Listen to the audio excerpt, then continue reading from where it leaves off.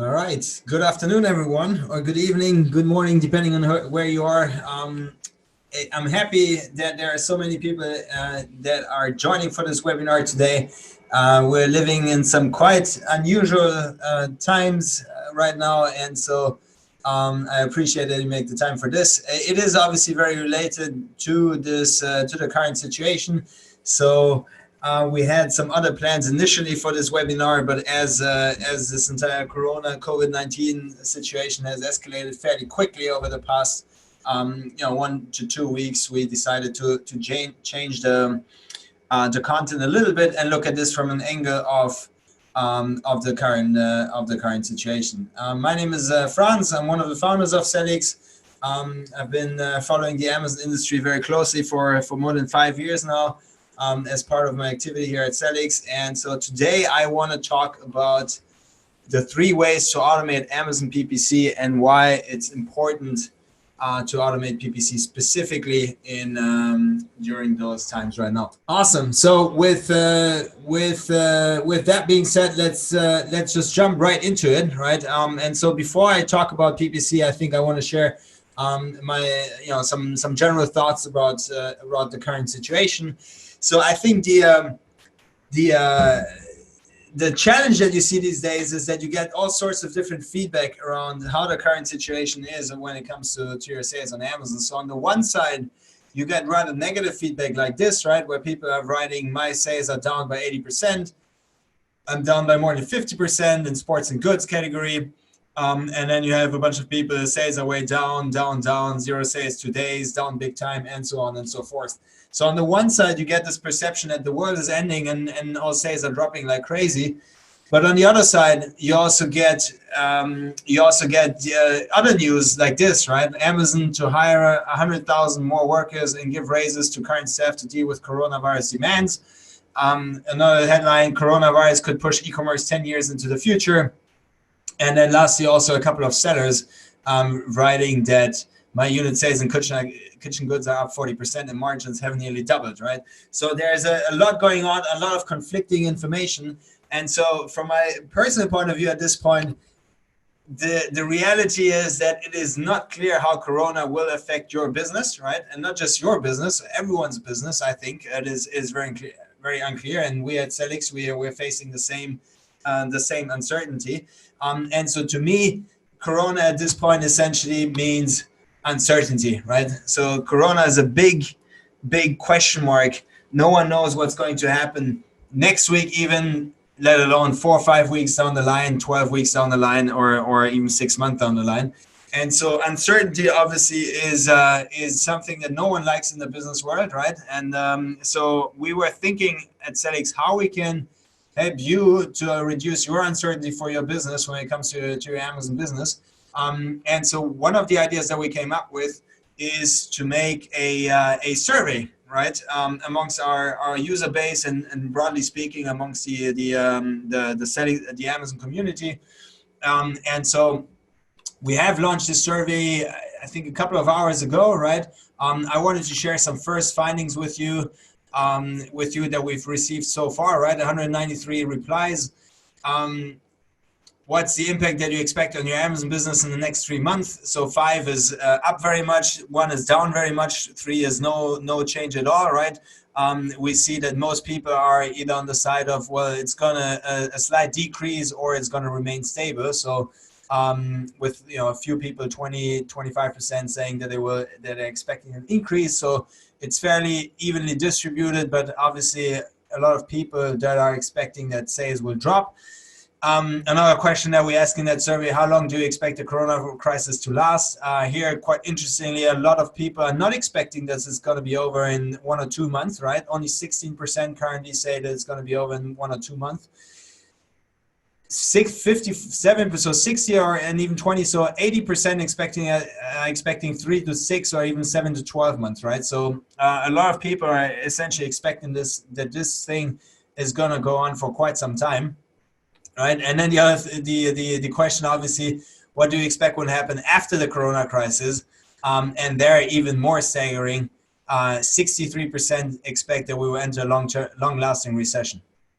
Right, only 16% expecting things will go back to normal, and about 10% expecting that the global economy will benefit from this, so that there will be the economy will be stronger after this crisis. So the long-term outlook is actually fairly negative, right? So if you look at the short-term impact, people expect a slight decrease, but long-term people are expecting a long-term recession, right? Now, if you ask specifically, what are you expecting from e-commerce? So if e-commerce is going to benefit from this, a majority of people actually is expecting that e-commerce will benefit from this, right? And only a small percentage is expecting no changes, and about 30% are expecting that overall sales also in e-commerce will go down because of the overall recession, right? So a bunch of interesting findings, and there are a lot more questions down here, right? So the thing that I wanted to encourage you is just I have the survey here, right? It will take 5 minutes or so. I'm just gonna push this here in the chat. It's not something to do now, obviously, because now we want to talk about automation. But if after the webinar you have 5 minutes or so, then feel free to participate in this. We will then share the results and the findings with everyone that participated.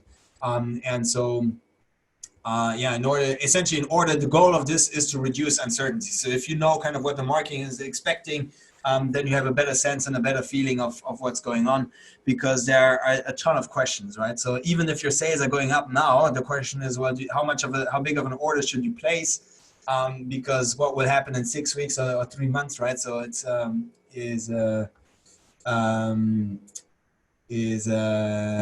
going. So Martin is asking, is there anybody else than me? Yes, there is, but you guys are all the comments that you guys are making are posted just to the panelists. So if you want to talk to everyone, then you will need to, above the field where you type in your messages, there's a drop down, and you need to choose all panelists and attendees.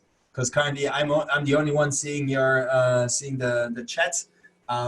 But if you say all panelists and attendees, there you go.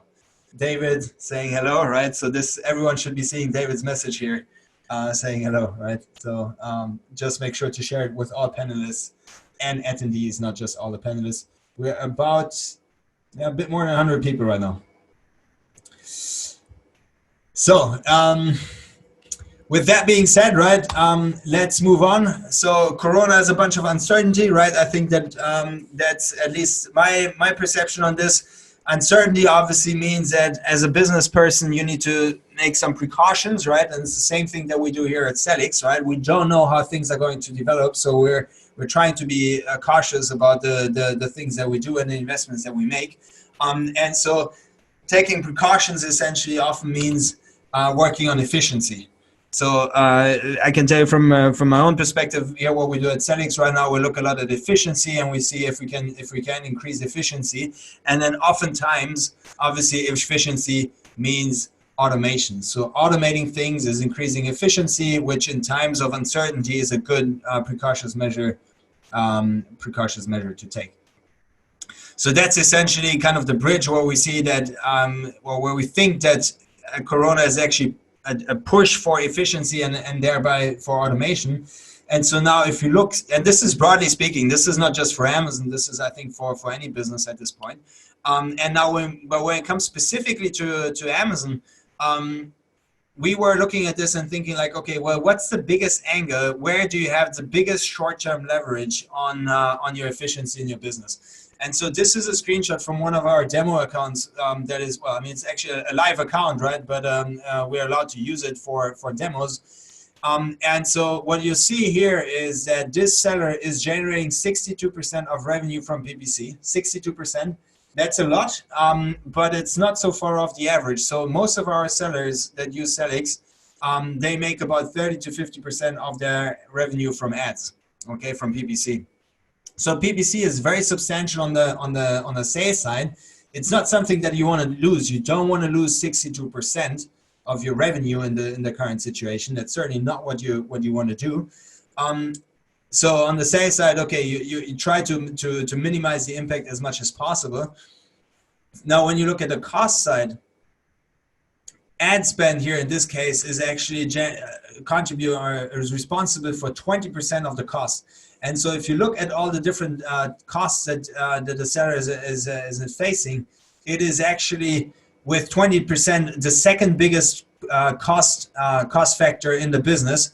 The only cost factor as big as the total cost of is the cost of goods, right, which is 22% essentially of the total cost. And so now the question obviously is, okay, well, if you want to improve efficiency, you should focus on the big things, right? So there's little value in focusing on something that is only 2% or 4% of your cost. You should try to focus on the biggest things, because this is where you could have the biggest impact. Now, total cost of goods, and I think that this is certainly an important thing to do as well, right? Try to negotiate better deals with your suppliers, because I do expect that a lot of suppliers, they have to catch up right now, but now they're facing a lot of, or they will be facing a lot less demand suddenly. So it is the right time to negotiate about better terms. But the reality is also that the products that you have today, the products that you're selling today, you've already paid them, right? Typically. So those costs of goods at this point, they're essentially fixed costs. You cannot change them again. You've paid them already, so they're in the bank already. So cost of goods is good forward-looking, right? To think about how you can improve efficiency there, but it's not something where you can have an immediate impact. Ad spend on the other side is something where you can have an immediate impact, because essentially you can just go at it right away. Now, the easiest way to save money would just be like, look, I'm going to stop all my ads, right? But then the effect will also be that you will bring down your PPC sales, right? So you will lose 62% of your sales, or not all of them, right? Some will go to organic, but let's say a meaningful amount of them will go to will just go get lost, right? So you don't want to just pause this, because you pause it and then you lose all your business. But you also want to get costs down. So the best way to actually do this is to increase efficiency with your PPC campaigns. And so the focus of today is, what I want to do is I want to introduce you to the 3 different ways how you can automate your PPC campaigns.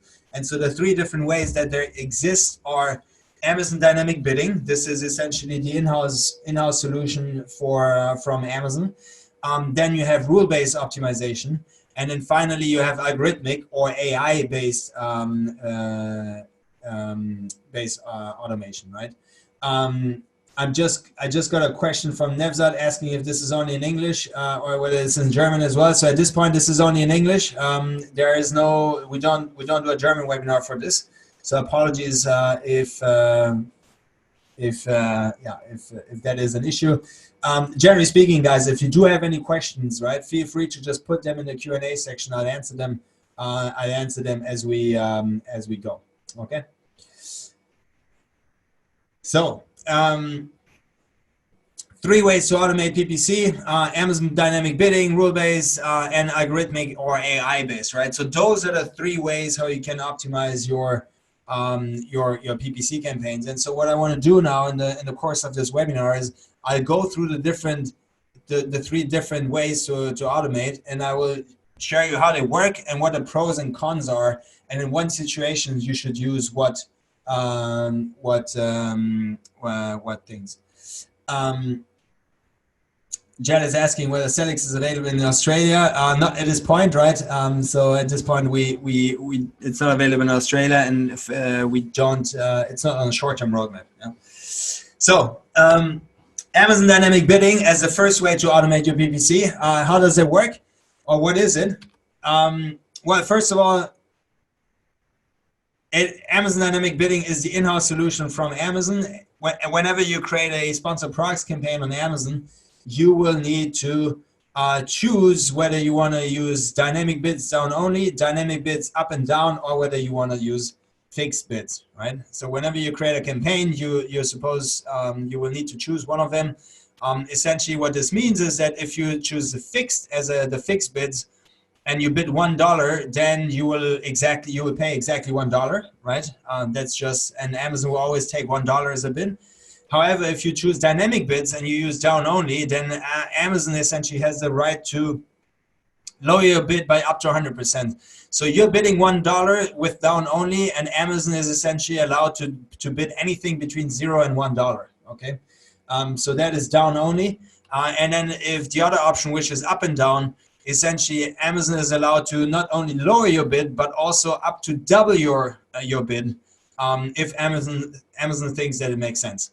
So you set a bid, and then Amazon will either just decrease it or increase it or decrease it whenever Amazon thinks it makes sense. And so now, obviously, a lot of sellers are quite reluctant. They go like, "Well, hold on a second. Why should I give Amazon? I'm paying Amazon, and so I let Amazon choose how much money I should give them, right? That doesn't sound right." So they're fairly reluctant to use up and down, right? And I guess, rightfully so. It's good to be cautious here. But essentially, those are the three dynamic bids that Amazon is offering. And so now the question is, well, when would Amazon increase or decrease the bids? And so they give the answer here right away. They say, well, they will decrease the bids if it's less likely to convert to a sale, and they will increase the bids if it's more likely to convert to a sale. Okay, so Amazon, based on the likelihood of a sale, will either increase your bids or decrease your bids. So now the next question then is, well, how does Amazon determine the likelihood of a sale for a specific keyword? And they give us the answer in the FAQ here. They say, well, essentially, it is based on the historical performance of the ad or ads similar to it. So they don't just look at your ad, but also similar ads, and the context in which it is displayed. So the customer search term, the placement, the time of day, etc. So essentially what this means is that the same keyword has different conversion rate depending on the context of the query. Okay, so this is effectively what this means. So which in other words means that if we have 4 different search queries, so 4 different people searching for the same keyword, Amazon will sometimes bid only 20 cents and sometimes $2, right? Because search query 1, so person 1, might have a much lower likelihood of converting than search query 4. Okay, and now why is this the case, right? So why is this not the same conversion rate despite everyone searching for the same keyword? So let me explain this on the next slide for you guys. So what you, as an advertiser, when you run ads on Amazon, this is essentially what you see, right? You choose an ASIN that you want to advertise, and then you choose the keyword that you want to bid for, right? This is what you see when you run campaigns on Amazon. Now, the reality is that behind every keyword, there's a story, right? So behind every keyword, there's a person, and this person has certain demographics and a certain purchasing history. So me, for instance, right now, I'm expecting a baby very soon. So I'm currently ordering a ton of baby stuff, right? I'm 31 years old, right? So I'm exactly the right demographics to buy baby stuff. On the other side, thank you, Micah, appreciate this. On the other side, my neighbor is an older lady. She's in her late 60s, right? And she's probably not gonna buy any baby things, right? So if the two of us are searching for a baby product, let's say a baby carrier, it's going to be a lot more likely that I will buy a baby carrier than she will, right? Because I'm fall into the target demographics, and I have a certain purchase history. She doesn't fall into this target demographic, and she doesn't have a purchase history of buying baby products. So that means that despite we both use the same keyword, the conversion rate will be a lot higher for me than it will be for my neighbor. Behind every keyword, there's a placement as well, right? So sometimes you show up on the product detail page, sometimes you show up on top of page, sometimes at the end of the page, right? So there's a placement, and depending on the placement, people are more or less likely to buy a product. There are a ton of other things, right? Device, time, and location. So if I search for a $4,000 TV on a Saturday night from a mobile phone while I drive to a party, it is a lot less likely that I will buy this product than if I search for the same product on a desktop on a Saturday morning, because expensive purchases like this are typically require a lot of research and don't just happen at night, right, while you're on your way to a party. So the device, the time, and the location all have an impact on the conversion rate. independently of the keyword, right? And now the trick essentially is the following one. As advertisers, when we run ad campaigns on Amazon, we only see this ASIN keyword combination. We don't see everything that's behind. We don't know the demographics. We don't know the purchase history. Well, the placement we do now, right? But the device, the time, location, we don't know any of this information. So we cannot adjust the bids for those placements. And so now, obviously, this data is very valuable, and Amazon has this data. But Amazon is also reluctant to share this data with you as an advertiser. So now the question is, okay, how can this data be used without actually revealing this data to you as advertisers? And the answer to this is dynamic bidding. So dynamic bidding in some way gives you access to this data without revealing and sharing this data with you. Okay, and so they use all this data to, well, if they see that my neighbor is searching for it, they will place a lower bid. But if I'm searching for the baby carrier, then they will place a higher bid. Okay. So that's Amazon dynamic bidding. The big drawback of Amazon dynamic bidding is that you cannot set goals. So generally speaking, I'm a very big fan of Amazon dynamic bidding because it's great to increase the efficiency of your budget. But it does not allow you to achieve a target profitability or target ACOS because you cannot set goals, right? And so typically, optimizing PPC means you have a certain target in mind that you want to achieve, and all the things that you do, all the bid changes that you do, are essentially supposed to help you hit that target. So in this example, when you have an ACOS of 27, you have a break-even ACOS of 38, and your target is ACOS is 25, then you want to change bids so that you hit the 25% target ACOS, right? Now, the big drawback of Amazon dynamic bidding is you cannot set any goals. You can just activate it or pause it, but you cannot set any goals. And because you cannot set any goals, you are essentially, well, you know, it's very difficult for you to, or Amazon cannot help you to reach that goal, right? Because you cannot set this goal. So that's essentially the big drawback of dynamic bidding. But generally speaking, when it comes to dynamic bidding, I think it's a great way to use to improve efficiency. And I usually recommend everyone to use dynamic bidding. It doesn't matter if you use any other automation software or if you manage your campaigns manually or whatever you do, because it is the only way to actually access all this data.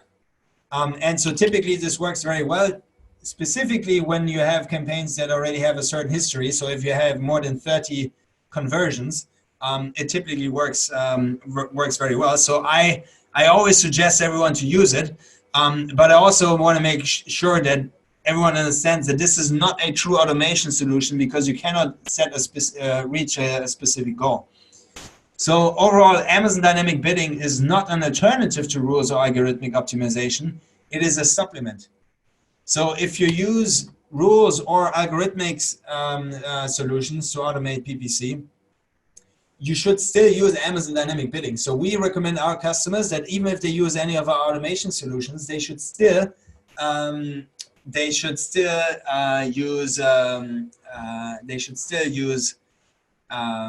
use dynamic bidding.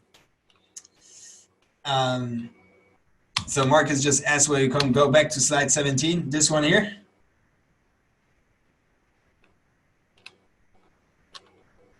Okay, well, I hope this was helpful, Marcus. If not, we can go back to this later on. So the next way to automate your PPC is to use rules or a rule-based approach. So a rule-based approach essentially means that you set up the basic logic of if this, then that, right? So pretty straightforward logic. The way it works in the PPC context essentially is that advertisers can create a set of if this, then that rules, and then the software will automatically execute these rules on behalf of the advertiser on an ongoing basis. Okay. And so these rules, they follow the if this and that structure. So you can set up rules that say, if the ACOS is above 25% after 20 clicks, then decrease the bid by 30%. Okay. So the if this is essentially the condition. So if a certain condition is matched, then a certain action should be triggered. So if the ACOS is too high, then the action is to decrease the bid, right? So that's essentially the way that that rule-based optimization works, right? So it's always if this, then do that. If this, then do that, right? If ACOS too high, then decrease bid. If ACOS too low, then increase bid, right? So that's essentially the logic behind rules. Now, the great advantage of rules is that it saves you a ton of time after an initial setup, right? So there is a one-time initial setup required to set up rules, right? Which is essentially this, the blue line here is indicating how much time you need to invest when you use rules. And so at the beginning, there's a one-time initial setup that you need to do in order to have everything up and running. But once you have this, then essentially the rules manage your campaigns automatically and there is no further input required by the advertisers. So you set it up once and then essentially it's happening. There might be a need for minor fine-tuning, right? But other than this, essentially, this is there's no more input required from you. So you don't need to spend more time once the rules are up and running, right? So if you compare this essentially to manual management, you don't have the setup because you don't need to set up anything. But on the other side, you always need to spend time managing your campaigns in a manual way because otherwise nothing will happen, right? So if you want your campaigns to be managed, you will need to invest the time. To do this. So that's essentially the difference in the profile. So you have a bit more work with rules at the beginning to set everything up. But once this is done, essentially, you will reduce your time and you can spend your time on other things.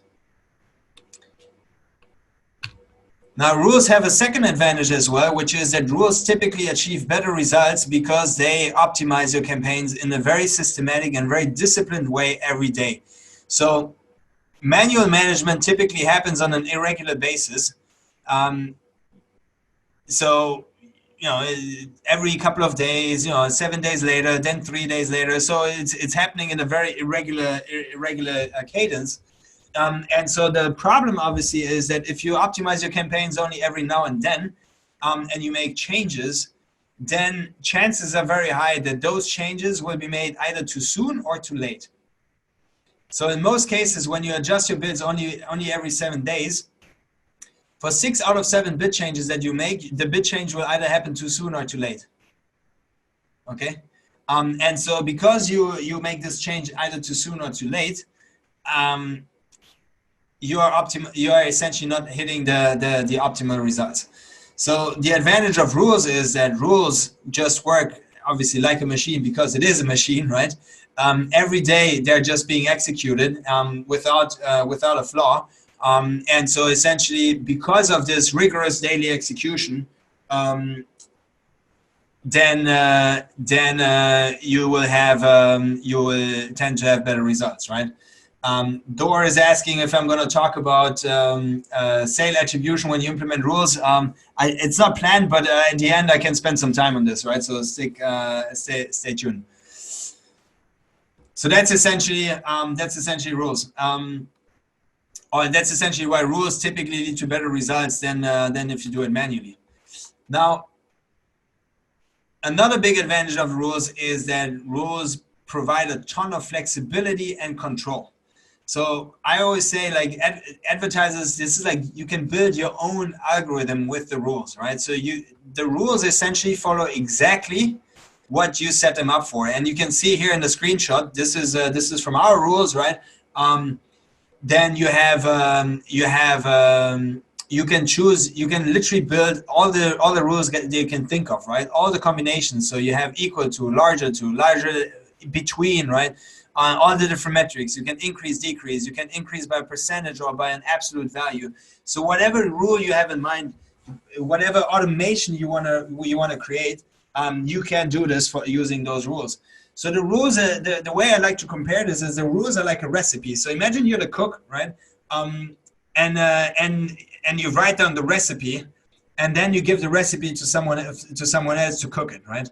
That's essentially how rules work. So the rules are the recipe. So you set up the rules, but then you hand it off. The cooking is actually done by the software.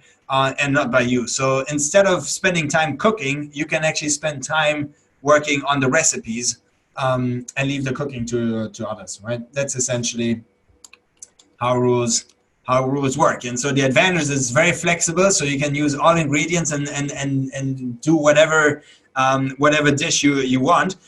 The caveat in this obviously is that you need to have at least a minimum understanding of PPC in order to build proper rules. So there is no, it does make sense to, if you don't know anything about PPC, it's going to be difficult for you to build rules, right? It's just, if you have no idea about cooking, it's going to be very difficult for you to build a recipe, right? And so the same is true for rules. So you need to have a certain understanding of what kind of recipe you wanna do, right? Otherwise, it's just not gonna work out. So comparing it to, I mean, this essentially is what I just said, right? So the difference is that if you manage your campaigns manually, you have the goal setting, the strategy, and the execution, and all of this is done by the advertiser. So you set the target ACOS, you decide when and by how much, which bid should be changed, and you actually go in and make the bid change. Yeah? If you use rules, then you still set a goal, and you still set a strategy, which is essentially you create the rule. But the execution of this, the implementation of the bid changes, is automated by the software. Okay. So in conclusion, rules, they save a lot of time by automating the execution. They optimize campaigns in a more disciplined way, which leads to better results because they just go in there and make those changes every day. They can be used by every advertiser without restrictions, so there are no minimum data requirements. This is very important when we will look at the third way. So at AI, AI essentially requires a certain data set, and if you don't have it, you cannot use AI, right? So this is the advantage of rules. With rules, you can just go ahead and use it. There are no restrictions. The caveat with rules is that it does require a certain amount of PPC know-how to set them up. If you, yeah. So the way that we handle this this know-how gap is that we offer best practice rule sets, right? So that's essentially a standard rule set that we offer to all of our clients. So everyone can use this. This doesn't require any PPC know-how. But if you really want to customize the rules and you want to build your own algorithm, then you need to have an understanding of what type of algorithm you want to build. Okay? So that's for the rules. Now, let's move to the third way to automate, right? Which is algorithmic optimization, often used in the context of AI, right? So artificial intelligence. I'm personally not a big fan of the word AI in that context, but it's used a lot, and a lot of people know what I mean by this, right? So kind of out of necessity, I'm using AI for this. So what's the big difference between rules and AI? Well, the big difference is essentially, if you think about, again, the goal setting, the strategy, and the execution, the difference is that algorithmic solutions, they will make the decision for you about a strategy. So with algorithmic solutions, the only thing you do as an advertiser, you set the goal, but the decision which bid should be increased by how much and when is a decision that's being made by the software. So essentially, coming back again to my cooking example, right? So here, you set a goal. You say, I want to have a great pizza. And this is the recipe for the pizza, and then you hand it off to someone to do it. With algorithmic solutions, essentially, you just say, I want to have a nice pizza, and then the cook will decide for himself or herself what this means, right? And what recipe they will use. So that's the big difference, right? The big difference is that the algorithmic solution also decides on the strategy and the bid changes. So in practice, the way this works is, well, leaving the cooking side, you can tell it's quite late here in Germany already, so I'm a bit hungry, and I apologize if I talk about food all the time. So in the PPC context, essentially what this means is that you as an advertiser, you set an ACOS goal. You say, I want to have an ACOS of 25%. And then the software will calculate the perfect bid to maximize sales while achieving your ACOS goal by using large amounts of data, statistical models, and machine learning, right? So this is essentially what the AI happens, right? Or the machine learning happens. And so once the AI has calculated the perfect bid, the software will also go and implement those changes. Okay? So this is essentially where AI comes into play. Now, the thing is that for many advertisers, the bidding algorithm is a big black box, right? So a lot of advertisers have a very hard time to imagine what's going on in here, and it's like there's a ton of unclarity. And why is whatever is going on in here better than any manual management, right? So that's essentially the question that a lot of advertisers have. And so what I want to do now is I want to try to give you some insights into this black box, because this black box is essentially where the magic happens, because this black box is solving a couple of the key challenges that you have when it comes to setting the right bid. Okay. So let's bring some light, let's cast some light into this black box, and let's try to understand what's going on and why algorithmic solutions or AI can potentially solve some of those challenges in a better way. So let me take a step back here and give you the context. So ultimately, what you want to do when you manage PPC campaigns is you want to come up exactly with a perfect bid that will give you the most revenue for any given ACOS. That's a challenge when you do PPC. And so the formula to come up with this perfect bid is essentially pretty simple. It is how much revenue are you going to make from a certain click, multiplied with the conversion rate, multiplied with a target ACOS, multiplied with a bid to CPC ratio. That's the formula that will give you the perfect bid. So if you sell a product if you advertise a product that is selling for $100 and you know that the conversion rate will be 10%, this means that every 10 clicks you will make $100 in revenue, which in other words means every one click will give you $10 in revenue, right? On average. So now you know, okay, every click gives me $10 in revenue. I know I want to spend 20% of that revenue on advertising. So if I make $10 in revenue, I want to spend 20% of it. That means I want to spend $2 for this click. And now if I know that my bid is typically 50% higher than my CPC, then my bid is not going to be $2, but it's going to be $3, right? That's fundamentally the formula behind calculating the perfect bid. This is the challenge, right? Now, the challenge is not to come up with a formula, because this formula is pretty simple. The challenge is to come up with the different values of this formula, right? So how much revenue are you going to make if someone is clicking on your ad, right? What is the conversion rate that's going to be? What is the bid to CPC ratio? So those are the three things that are very hard to calculate because they are so, because there are a couple of challenges with it, right? So the challenge is essentially knowing what the conversion rate is going to be for every click that is happening on your ad, right? And so the conversion rate is an absolutely critical part of this. And so what the challenge is that when you want to calculate the conversion rate, that you are facing a couple of problems. The first big problem is data availability. So let's assume that we're advertising for two keywords. One keyword is baby carrier and the other one is baby sling. Essentially what we hope for, what we expect is that we'll get 1,000 conversions out of 10,000 clicks and 75 conversions out of 500 clicks. And so after 30 days, we can calculate our conversion rate very precisely. And we know our conversion rate for baby carrier is 10% and for baby sling is 15%, right? Now the reality after 30 days typically looks something like this. You have 0 conversions out of 8 clicks, that gives you 0% conversion rate, and one conversion out of 3 clicks, which gives you 33% conversion rate. Now, is this a good conversion rate? So is this the proper conversion rate? So is it true that you will never generate any revenue from the keyword baby carrier if you're selling a baby carrier, just because you didn't generate any revenue out of the first 8 clicks?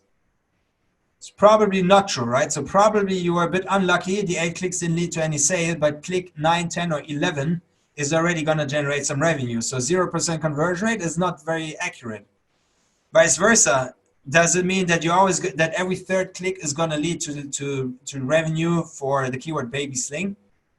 Again, probably not, right? You were lucky this time. The first click just made some revenue right away, but now maybe the next 20 clicks are not gonna do this.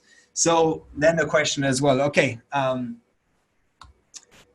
those are not that you cannot calculate conversion rate based on 8 or 3 clicks, right? And that's essentially the challenge.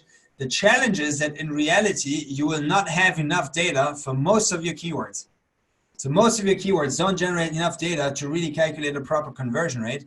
However, you need enough historical data to make statistically significant predictions about the future. So if you want to predict the conversion rate, which you need in order to calculate the perfect bid, then you need enough historical data to actually predict the future, right? So you're kind of this chicken egg problem. And so the way that AI is coming into this or solving this chicken egg problem is by using a method called clustering. So clustering, what does it mean? Let's again stick with the baby carrier example. So if let's assume that we're selling this baby carrier, and typically, shoppers that are searching for baby carrier, they use the keywords baby carrier and baby backpack. Now, there's another product that is fairly similar to a baby carrier that is called a baby sling. And so a baby sling is essentially saves the same purpose, which is it's helping you to carry around your baby. But people search for it in a different way. They search a baby sling or baby wrap. Okay. Now, the thing is that those two products, they're not the same, but they are similar enough that some shoppers will search for one and then end up buying the other one. So some shoppers will search for baby carrier and they will end up buying a baby sling, and some will search for baby sling and they will end up buying a baby carrier. Okay, so all keywords are relevant for all products here in that case. So let's assume now that we have this baby carrier and we start a PPC campaign, and then after 30 days we look into our reports and we see something like this, right? We have a bunch of keywords. Some of them are baby carrier keywords, some of them are baby sling keywords, right? But all of them don't have enough clicks individually to really calculate a proper conversion rate. Okay, so the trick now is that you use clustering, and clustering really is just a fancy word for grouping, right? So you are grouping the keywords together, right?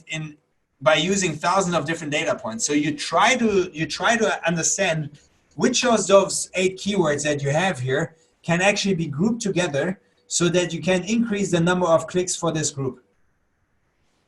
And so AI, or at least our AI, the way that it's doing this is, I mean, a couple of examples.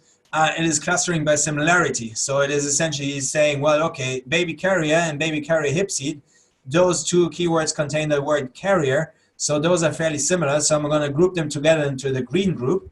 And then I have baby sling and baby sling for newborn. Both contain sling. So I'm going to group those two together in the blue group.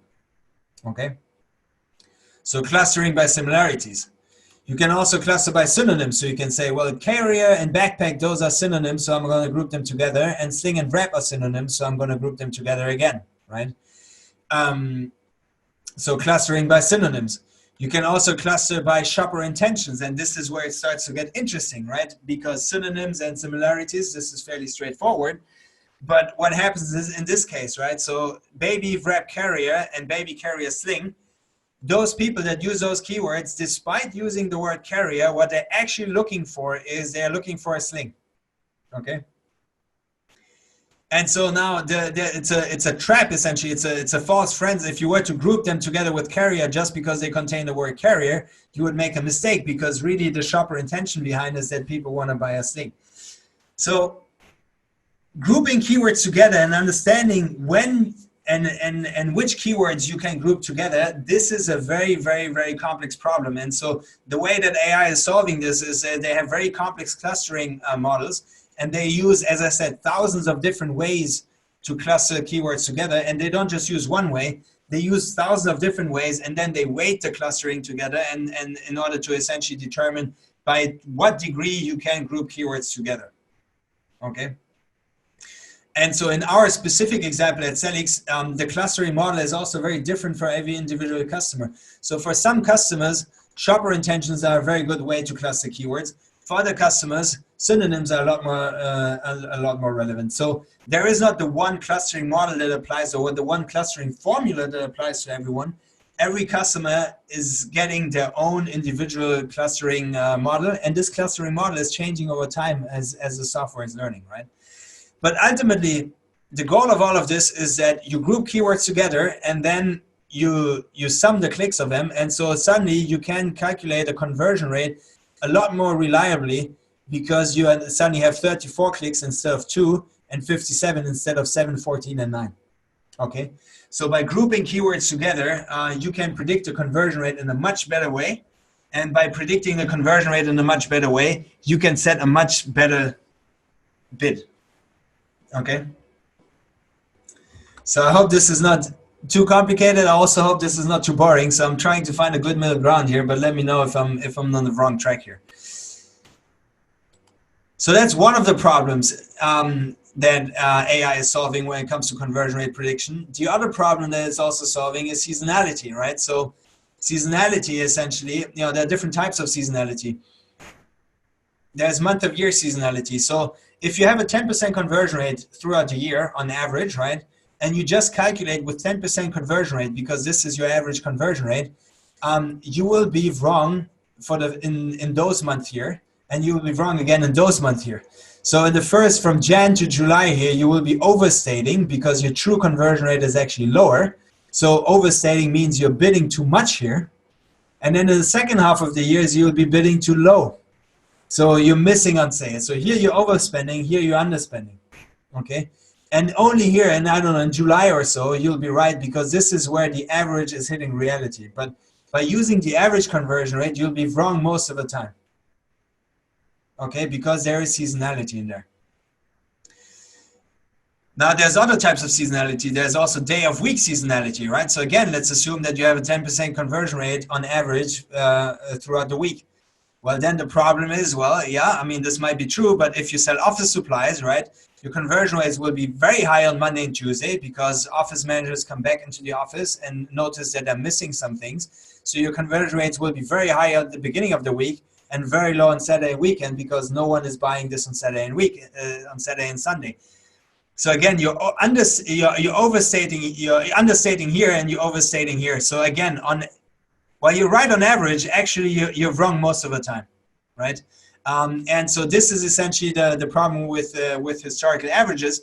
Historical averages will over or understate the real conversion rate most of the time. So if you just take the historical average and say, hey, my conversion rate in the last 30 days was 10%, so I'm going to assume my conversion rate tomorrow will be 30% again, or 10% again, then you'll be wrong in most of the cases.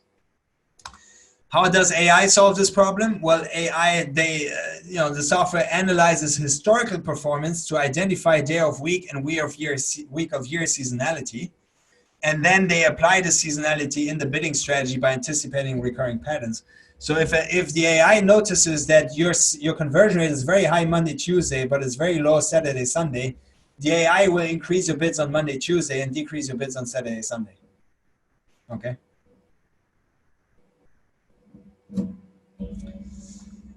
So that's essentially the seasonality model, right? So I hope this gives you an insight, and it's, we've just been scratching the surface of how to predict conversion rate, and I have a full deck of 50 slides or so just about how AI really works, and I just took a couple of slides out of this to give you a flavor of what's going on there. But there's a ton of things going on, but I hope it gives you an idea as to what's happening and why it can lead to better results, right? And so why, summarizing this, like, why can Algorithmic lead to better results? Well, essentially, the thing that every advertiser needs to understand is that there's a certain connection between ACoS and revenue. So for any given ACoS, you will generate a certain amount of revenue. And so if you manage your campaigns manually, typically at the beginning, you will make more revenue as the ACoS increases. And then at a certain point, you will not make more revenue with a higher ACoS because you're hitting the limit. You're already number one everywhere, and so you won't generate any more sales. Now, from a theoretical perspective, there is a max revenue that you can generate for any given ACoS, right? This is just the highest amount the highest amount that you can generate with for any given ACOS. And so the difference between your the revenue that you generate through manual management and the max revenue, this is essentially your missed revenue, and this is the potential for optimization. Okay, so if you're currently here, right, your current performance is you have this ACOS and you make this revenue here, then essentially AI will always try to get as close as possible to the green line. So AI will either create a higher revenue at the same ACOS, so we'll try to move up here, or AI will try to give you the same revenue at a lower ACOS, so we'll try to move up here. But AI will always try to get as closely as possible to this green line to maximize the revenue that you're getting out of any given ACOS. Okay. And so now the challenge obviously is that no one really knows where this green line is, right? So you don't know whether it's here or whether it's up here, whether it's really going in this curve or whether it's more a line, or no one knows how the green line is really going. And so what AI is doing essentially, it's constantly testing and trying to see if it can generate more revenue from a same ACOS. So it's constantly increasing, decreasing bits to understanding, am I already here at the green line or not, right? And manually, this is just very hard to do, and AI is doing this in a very systematic way and essentially testing, well, am I close enough to it or can I get closer, right? So that's essentially what AI is doing. And the other challenge is that the max revenue line is obviously changing all the time, right? So if Corona hits, suddenly the max revenue is a lot higher or lower, depending on your category, because Corona suddenly hits, right? If you get a bad review, then your revenue line suddenly goes lower. But if your biggest competitor is going out of stock, suddenly your max revenue line is increasing a lot, right? So the max revenue line is very dynamic. It's changing all the time. And this is what makes this entire thing so difficult. So the thing that you need to understand about AI, so if I hope that there were some meaningful takeaways from you here, but if not, the big takeaway for you essentially is that you as an advertiser, you cannot influence what's going on in this box here, okay? And the reality is also, in most cases, you won't even be able to understand why those things are happening, because no human really does. Only the software knows why it's making some changes, but it's too complex for us to understand essentially why individual changes are happening, right? And this is something, if you want to use AI, this is something that you need to get comfortable with. So you need to get comfortable with the fact that the software is essentially making changes for you, and you have very little control to do it, right? So coming back again to my example of my kitchen example, right, of the cook, you need to trust that the cook is actually following a good recipe, right? That's essentially what you need to do. And so this is obviously, this puts, this is something that you just need to be comfortable with. So the other thing you need to understand about algorithmic bidding is that it requires a lot of data to work.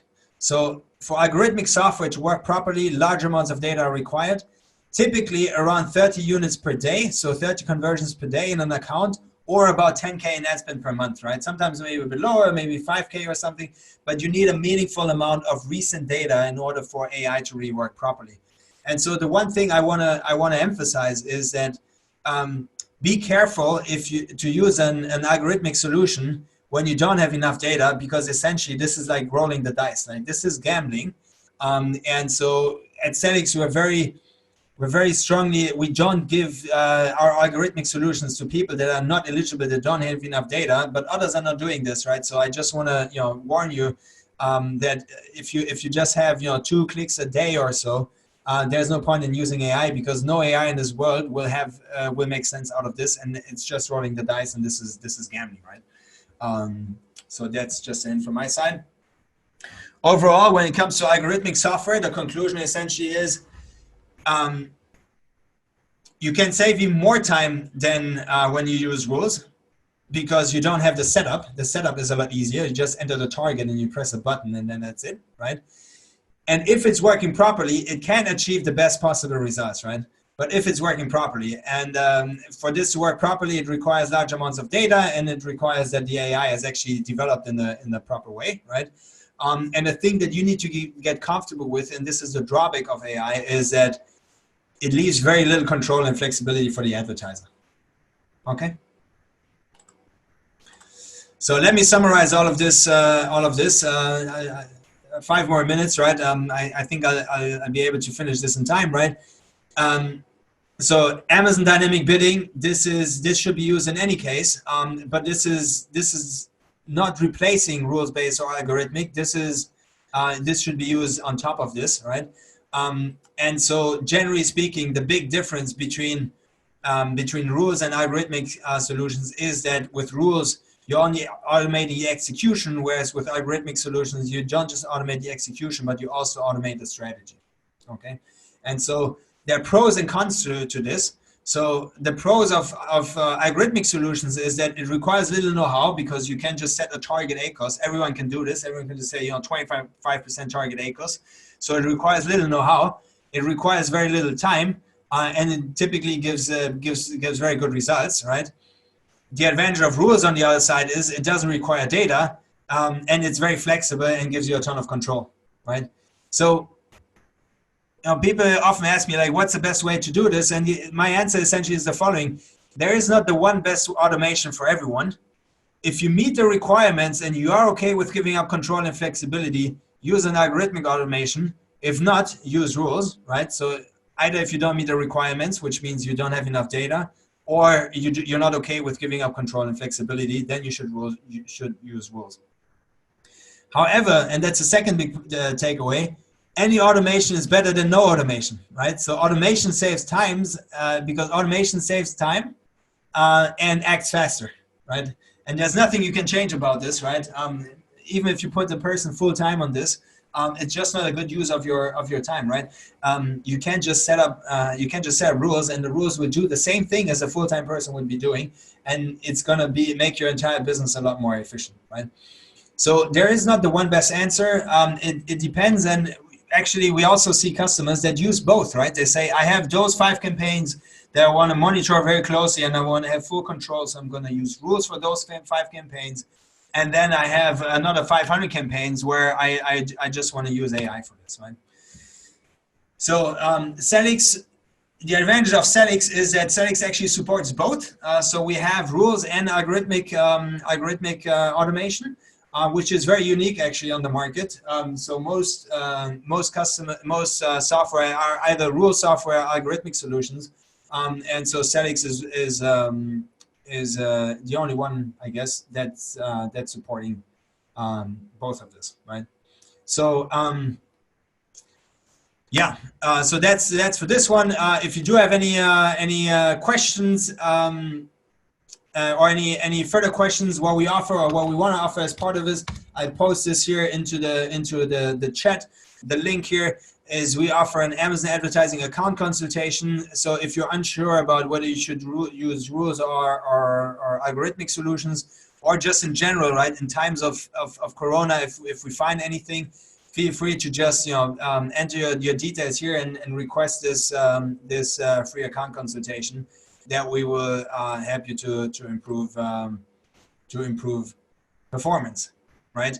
And so just to give you a very simple example, so this is a live account, right? That we can show. So here, a very simple example how you can use rules, right?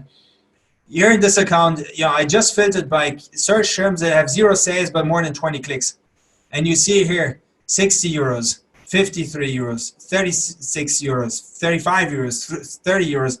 There are hundreds of, just on this first page here, there are hundreds of euros, maybe even thousands of euros that you spend on keywords that are not generating any sales, right? And so the easiest way to deal with this is to create a rule that just pauses search terms that are not generating any revenue, right? So you can create a keyword rule. Actually, it's pre-created for you. It says move search terms to negative if clicks but no sales. And it says if orders are 0 after 20 clicks, then move the search term to negative. You set this up, right? You create this rule, you activate it for all your campaigns. You just go in here and you say, okay, I want to automate it for all those campaigns here. Then you hit continue and you hit save. And then this is automated for all your campaigns. and you don't need to worry about this happening anymore, right? Every day the software will check if there's any search term that has more than 20 clicks but no sales, and if it finds one of them, it puts it automatically to negative, right? So that's just a very easy way, and obviously those things become more important, and that's what I mean initially by efficiency, right? In times like these, you know, a couple of €100, a couple of €1,000 every week, that this can make or break essentially a business. So this is the right time to essentially look at those things and increase efficiency. Okay, so yeah, so I also wanted to pose this again, right? The survey. So I get to all your questions. So guys, this is the end of my official presentation. Feel free to ping all your questions. It's my last meeting for today, so I have time to answer your question. But link survey. Let me just post this here. So this is the link to the survey, and this is the link to the audit. Link to BBC audit, and then you guys can just you know, take some time to do a survey. Also request this, and then yeah. So because we're approaching the end of the session, I will answer all those questions, but I also would like to ask you, I'm launching a quick poll here. Just, was this webinar a good use of your time? No, okay, or yes, right? So feel free to just give me some feedback here. Whether this was actually valuable or not, so that I know whether this is a good thing, right? And then I use this to the remaining time to answer your questions. So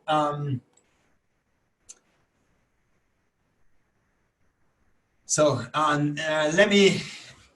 Yeah, there will be a recording. Indeed, sorry, I didn't mention this before, but there will be a recording.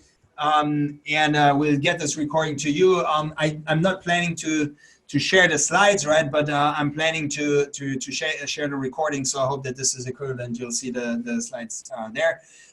So let me get to all those questions again. I will take the time now to answer all your questions, and thank you for the polling. So 83% think that it was a good yes, a good use of time. 18% think it was okay. 0% think zero. I appreciate this feedback. That's positive and encouraging. So so Nate is asking, how do you typically approach underperforming keywords? Pause, reduce bid, or move to negative? So typically I suggest to reduce the bid by so much that ultimately it is similar. Well, it depends. Let me answer this differently. If the keyword actually makes sense for your product, I would rather reduce the bid instead of moving it to negative, right? So if you sell a baby carrier and your baby carrier is not performing very well, I would rather reduce the bid and still keep it around than pausing it. If you have a keyword that doesn't make any sense for your product, I would move it to negative. That's essentially the answer. Ultimately, if a keyword is really not performing and you lower the bid, you know, on a constant continuous basis, at some point the bid will be so low that effectively you won't show up, which is, you know, as a result will be the same. You're not spending money on this keyword, but you still keep it around. So that's essentially how I will do this, right? So other questions, let me just go from I'll just answer the most recent questions. So Niels asks, can you confirm that Amazon will not order at 1 p until 5th of April? We have stopped all of our campaigns. You did this. What is your recommendation? So, I mean, I cannot confirm that that this is actually what's happening. So the thing is, well, Amazon, they shared it. Actually, I think I posted it on my LinkedIn. Let me just see. So I think, yeah, I mean, for sure I posted it on LinkedIn. But how do I see my own post here? I never go to this, but so well, it doesn't matter. But so the thing is that Amazon indeed is pausing certain POs and certain and deliveries of 3P sellers for FBA into the inbound warehouses, but only for specific categories. So it depends on the category that you're in. If you're in the right category and there's a ton of demand right now, then they will place even more orders. But if your categories are not in demand right now and they do have enough products in their warehouse, then they will not place any orders. So my suggestion essentially is the following one. It depends on the it depends on your inventory. So pausing campaigns now depends on your inventory. If you have enough inventory to go through until the 5th of April, then, which is another 2 weeks from today, then I would not pause them, right? Because ultimately, I think what Amazon is doing is they project the demand and they just say like, look, I have enough of those low demand products in stock right now. There's no point in me taking new shipments from this when I have other categories that are going through the roof because of the current situation. Okay, so yeah, I mean, I cannot give a general recommendation. It is true that Amazon is stopping some POs for 1P until the 5th of April, but it depends on the category. But it is all, you can find me on LinkedIn. My last post, I think, was about this. So it shows which categories are currently in demand, right? Okay, so what else do we have? A ton of questions.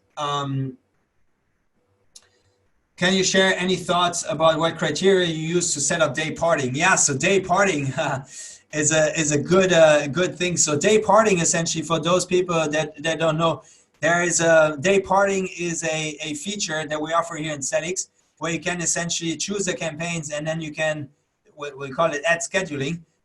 You can essentially, what is that not working? You can essentially choose which campaigns you want to, or you can choose days or hours that you want to start or pause your campaigns. Yeah? And then let me just go back here. So the way that it works, not this one, the optimize. So let's say you don't want to run campaigns on Saturday, Sunday, for instance, right?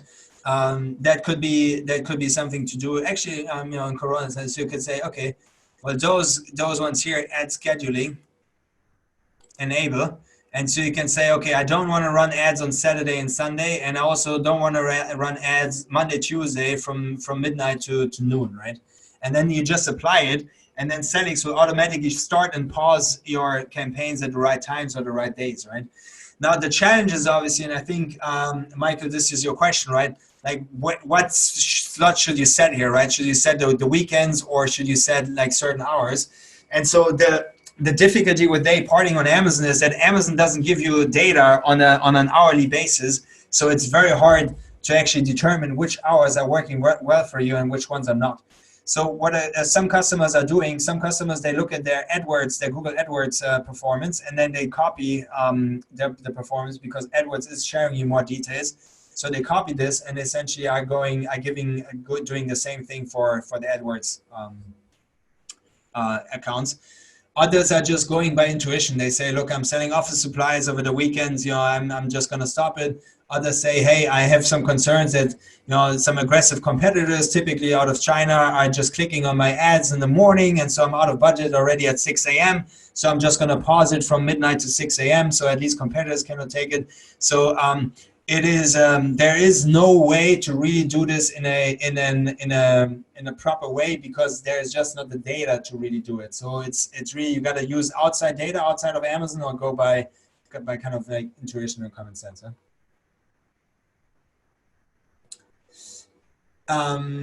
Okay, so will it make sense to use will it make sense to use Sellics if you have a very small business? Yeah, I mean, look, it does, right? I mean, you won't be able to use autopilot, but you'll still be able to use the rules. So, I mean, we have a lot of customers. We have thousands of customers, and many of them are making less than 100K a year on Amazon. So, Sellics definitely makes sense. Also below this. Because there are other functionalities as well in Sellics, right? We have the profit dashboard that gives you your exact profitability, something that's crucial right now in these times as well, right? So in these times, you just need to know exactly, you know, what the profitability per product level, because otherwise, well, it's just going to be, you know, you need to know the exact margins, because if you don't know your margins, then you know you might lose money and you don't even know this, right?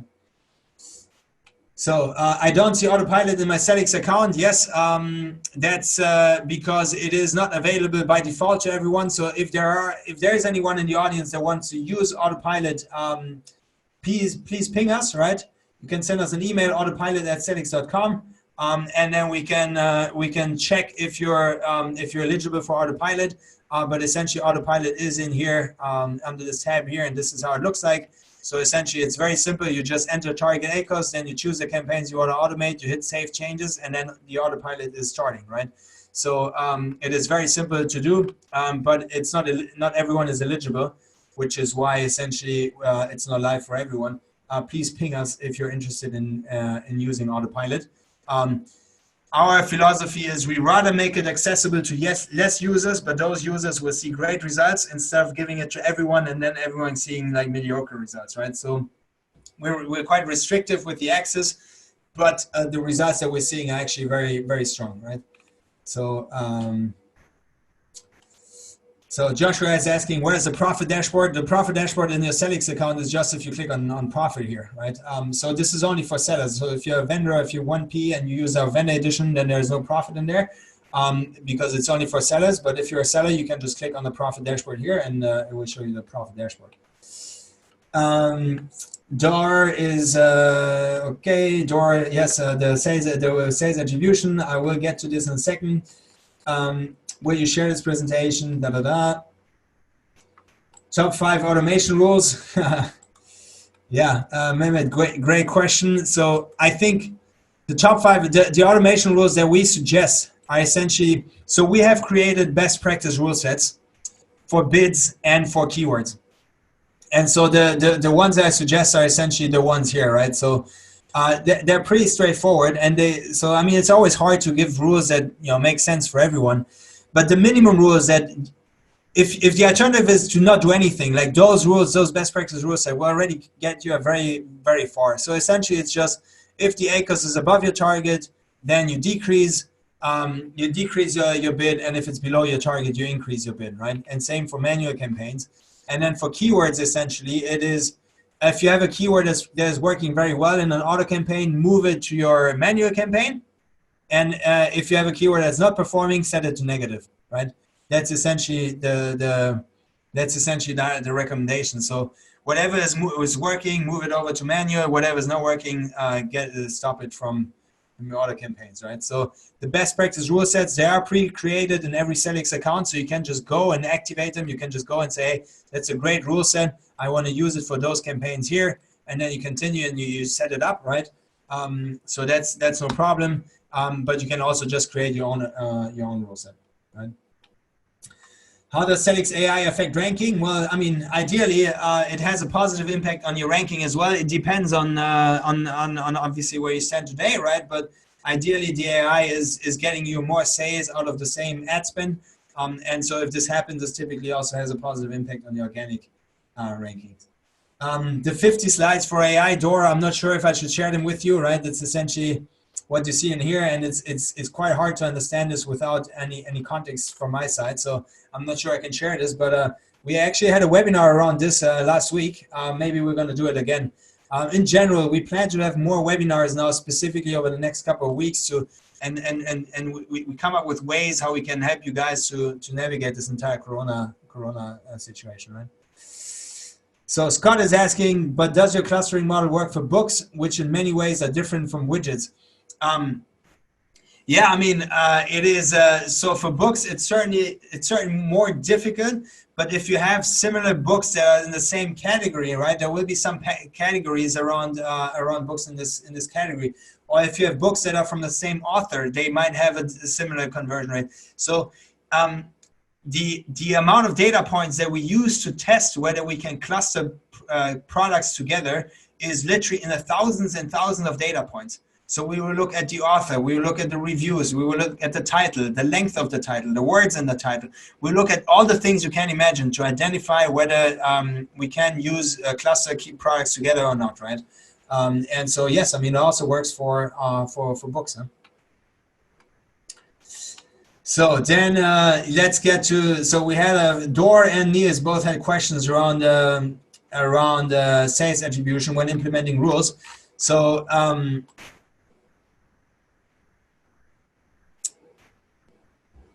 the rules, just a quick answer, Arne, when will PPC be available for the Netherlands?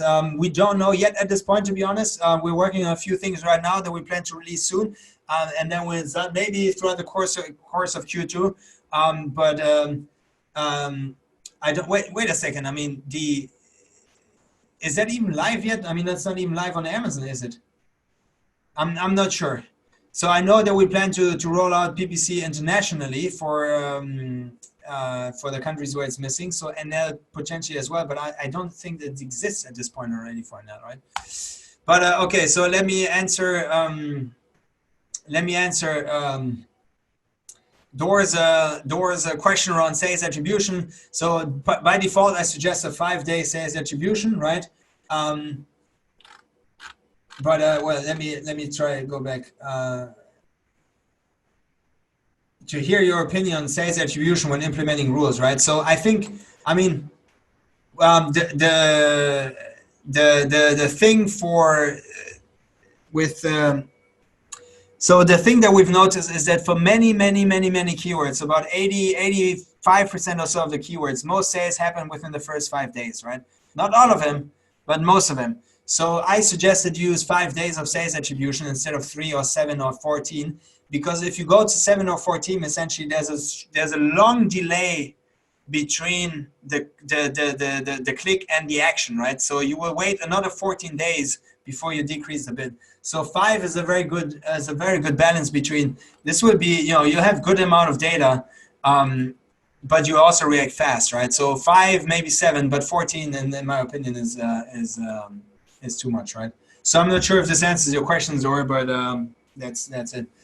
So Judd is asking, when is autopilot for product targeting be available also for sponsor brands? So we do product targeting already in a beta, for a closed beta. So Judd, if you're a customer of autopilot at this point, please contact your customer support manager at Sellics. So we do this already in beta, and it's just a question of the UI until we roll it out, right? Sponsor brands is going to come throughout the course of Q2. So autopilot for sponsor brands, I assume you mean, right? That's going to come out over the course of Q2. We also have placements, so we have a ton of exciting stuff coming. Yeah, I mean, yeah. Okay, let me see if I got through all the. So Nate has another question. For campaigns with a few products, how long of a keyword list would you typically recommend? So yeah, great question. So the thing that I noticed that we notice, right? So when we look at the data, the reality is that for many products, actually, you only have a small number of keywords that is generating the vast majority of the revenue. So if you want to manage your campaigns manually, I suggest that you maybe go with about 10, 20 keywords or so for your manual campaigns, because this is if you have the most important 20 keywords, you will typically cover 80, 90% or so of the sales. So if you really go into the long tail and you add a ton of, and it's very easy these days, there are a ton of keyword tools. We offer Sonar, we offer a ton of keyword research ourselves, right?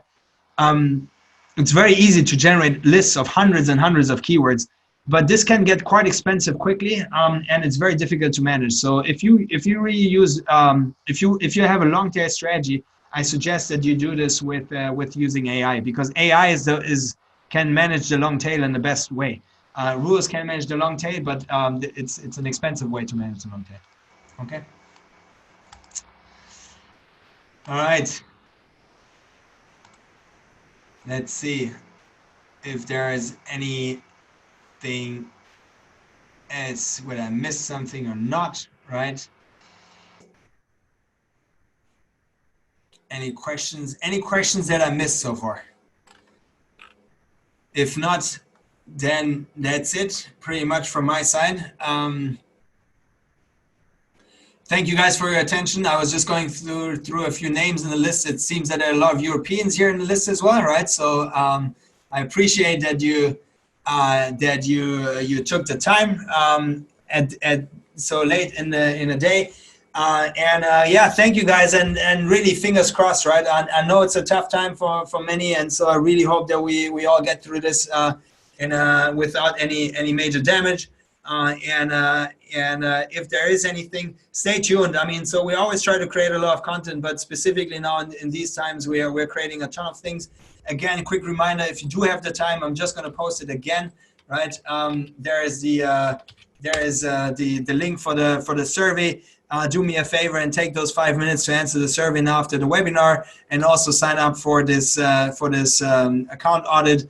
And we will share the results, and so we think very hard what we can do to help you get through all of this. So stay tuned, follow us on the social media channels and so on, and me on LinkedIn, and we post a ton of stuff there. That's it. Thank you very much, guys. Enjoy your evening or your afternoon, right? And then Konstantinos from Vienna. I heard you're in lockdown there in Vienna. I hope it's not too rough. Yeah, have a good evening, everyone, and talk to you soon. Cheers. Bye bye.